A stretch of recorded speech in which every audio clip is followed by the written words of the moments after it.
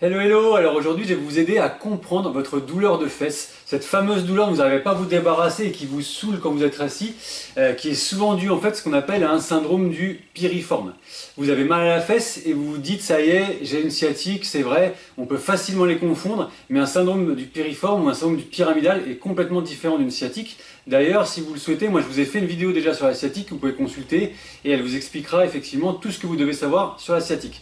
Mais juste avant, je me présente rapidement, je m'appelle Cédric, je dirige Corporels et nous sommes spécialistes en fait dans la gestion des douleurs et du stress en entreprise. Et c'est par ce biais-là en fait que je vous donne régulièrement des conseils, des astuces, des exercices pour faire diminuer justement ces douleurs et ce stress qui peuvent vous pourrir un peu votre vie au travail ou à la maison. Donc pour en revenir à notre syndrome du pyramidal et à notre fesse douloureuse, déjà qu'est-ce que c'est? Eh bien tout simplement en fait c'est votre nerf sciatique qui est comprimé par votre muscle piriforme. Le muscle piriforme, comme vous pouvez le voir à l'écran, en fait, c'est un muscle qui est triangulaire et qui traverse votre fesse quasiment horizontalement. On en fait souvent le diagnostic en fait, de ce syndrome du piriforme après avoir éliminé d'autres causes de douleurs fessières et en fait, du membre inférieur d'ailleurs, et en fait c'est ce qu'on appelle un diagnostic d'exclusion. Alors, qu'est-ce qu'on ressent lorsqu'on a un syndrome du piriforme? En général, vous avez donc des douleurs au niveau de votre fesse et pouvant même irradier en fait dans le territoire de votre nerf le long de votre jambe. Et ces symptômes en fait sont favorisés quand vous faites des efforts importants ou que vous maintenez une position assise prolongée. Comme quand vous êtes devant votre ordinateur, par exemple au boulot, par exemple, ou alors lorsque vous êtes routier, ou alors lorsque vous êtes cycliste ou que vous courez. La douleur n'est pas présente toute la journée, vous pouvez même avoir des petits moments d'accalmie pendant cette journée, et les causes sont assez multiples, de par votre métier ou votre sport, comme je viens de vous l'expliquer, mais aussi à cause par exemple de variations anatomiques. Et oui, en fait, beaucoup de gens ont des variations anatomiques, c'est pas toujours comme dans les livres, et parfois ces variations en fait peuvent être à l'origine de ce syndrome, tout comme des causes en fait posturales. Car le muscle piriforme est un muscle qui est extrêmement important dans la stabilisation en fait de votre bassin. Il joue un peu un rôle de haut-banc pour bien stabiliser votre bassin et qu'il puisse recevoir la colonne correctement.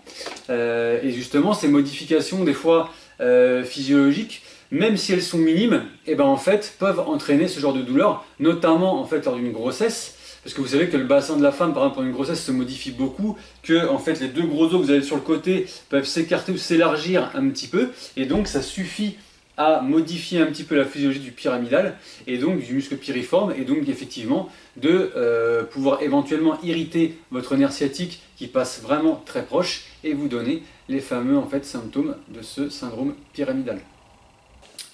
Bon, alors maintenant que vous connaissez un petit peu le mécanisme en fait, du syndrome du piriforme et les causes de ce syndrome-là, vous pouvez peut-être vous demander un petit peu comment est-ce que je peux soigner ça. Et bien en fait, c'est de façon assez classique. En général, dans un premier temps, votre médecin traitant, en fait, il vous donne des anti-inflammatoires et des myorelaxants. Les myorelaxants, en fait, c'est des médicaments qui servent à détendre vos muscles. Et en fait, souvent, il vous prescrit aussi une prise en charge rééducative chez le kiné, selon un protocole bien défini. En ostéopathie aussi, n'hésitez pas à consulter parce que les résultats sont très intéressants. Comme je l'ai déjà expliqué en fait tout à l'heure, votre piriforme stabilise votre bassin, tout comme l'articulation sacro-iliaque qui le croise. Donc l'articulation sacro-iliaque, vous savez, c'est l'articulation dans votre dos là, où vous avez les fameux petits creux que vous pouvez palper d'ailleurs très facilement. Il croise aussi l'articulation de la hanche en fait. Et quand on rééquilibre cet axe et les éventuelles compensations en fait engendrées par cette modification, votre ostéo en fait soulagera bien vos symptômes et votre douleur. Si les premiers temps du traitement ne fonctionnent pas ou pas assez bien, il est possible aussi qu'on vous injecte de la toxine botulique dans le muscle piriforme directement. Donc la toxine en fait, botulique, c'est une molécule qui est produite par une bactérie et qui en fait donne une paralysie de votre muscle et qui est vraiment sans danger lorsqu'elle est pratiquée en fait, dans un cadre médical. Si jamais malgré tout ça, la douleur est trop rebelle, il peut y avoir en fait un cas de chirurgie où en fait on va désinsérer le tendon du muscle piriforme et certains tendons d'autres muscles éventuellement dans certaines autres méthodes. Tout ce que je vous raconte là en fait c'est à titre informatif. Il se peut qu'entre-temps il y ait d'autres méthodes ou que d'autres articles soient sortis et contredisent ce que je dis, mais en l'état actuel des choses, c'est l'information que je peux vous donner. Alors voilà, vous connaissez vraiment les informations principales sur ce fameux syndrome du piriforme.